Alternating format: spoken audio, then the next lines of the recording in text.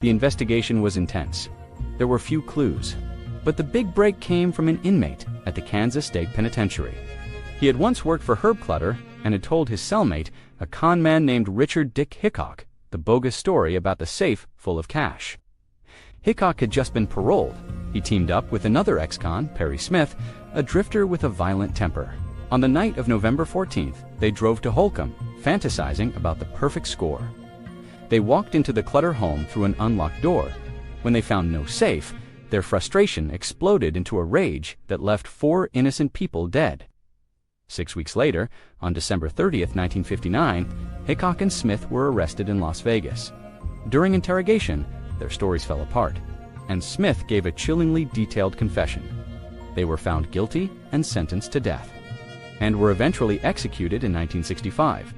The Clutter murders might have just been a local tragedy, if not for the author Truman Capote.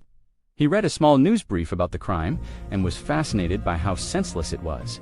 He traveled to Kansas with his friend, author Harper Lee, and spent years interviewing everyone involved, investigators, townspeople, and the killers themselves.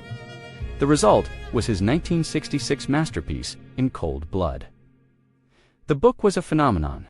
It wasn't just a crime report. It was a non-fiction novel that got inside the minds of the killers, while painting a heartbreaking portrait of the victims. In Cold Blood brought the horror of what happened in Holcomb into living rooms across America. It helped shape our entire understanding of true crime, exploring the terrifying idea that evil could just erupt for no reason and destroy the innocent.